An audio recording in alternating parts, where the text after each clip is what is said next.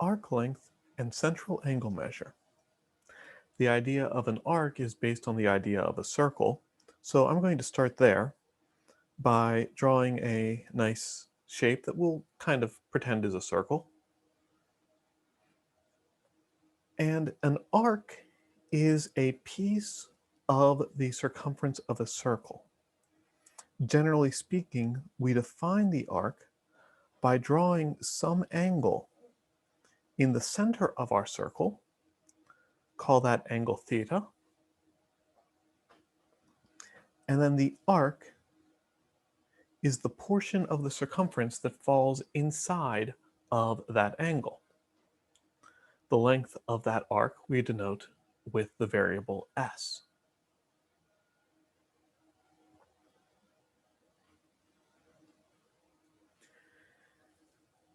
And we can assume, should make sense looking at this, that the length of the arc is proportional to the size of the angle. That is to say that the arc will have a length the same fraction of the entire circle, or the circumference of the entire circle, as the angle has as a fraction of the entire distance around a circle. So the arc length to the circumference should be equal to the angle measure divided by the distance around an entire circle. And for reasons that will make an awful lot of sense in just a few minutes, when we're dealing with this, we're going to go with the radian measure of angle. And remember that the radian measure of a circle is defined as a complete rotation is 2 pi radians.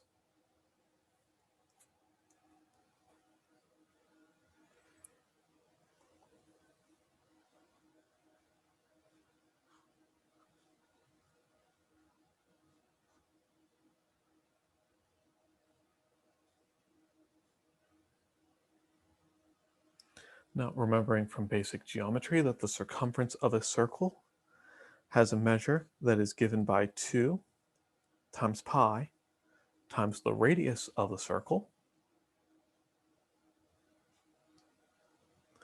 And you start to see where that 2 pi as the definition of the radians is so useful.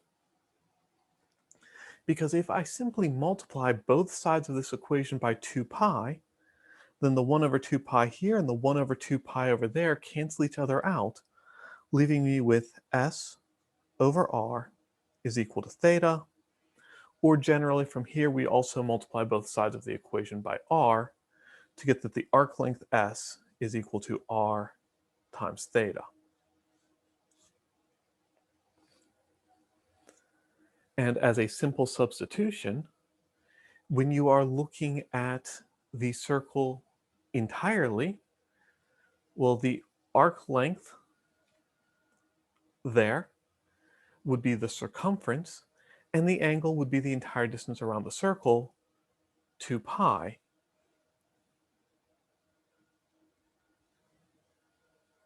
So when theta is 2 pi, we get that s is 2 pi r, which is the circumference of a circle.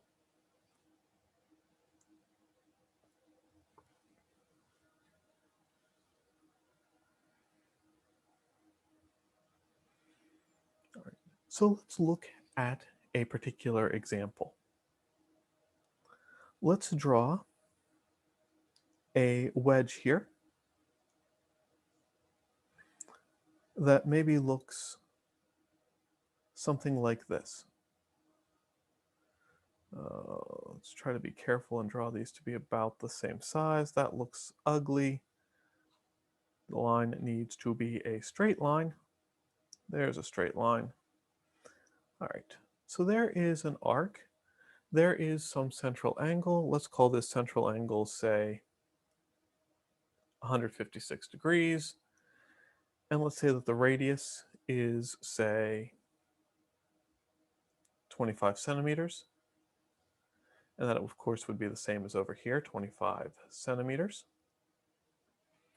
Then to find the length of the arc, which we'll call S, again, S is equal to R times theta. But theta has to be in radians.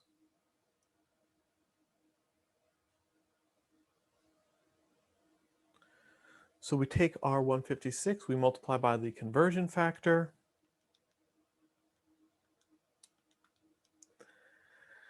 and I get something in the ballpark of 2.72 as the angle in radians. Right. Radians are a unitless measure. We don't really have to put anything there at all. But as a reminder that this is the angle theta, I find it's a nice reminder to mark down that that's an angle in radians so that I don't look back and try to remember, did I just forget to write the degree symbol? But when it comes to plugging it into an equation, we plug it in unitlessly, so theta is just 2.72. And if I multiply that times 25 centimeters,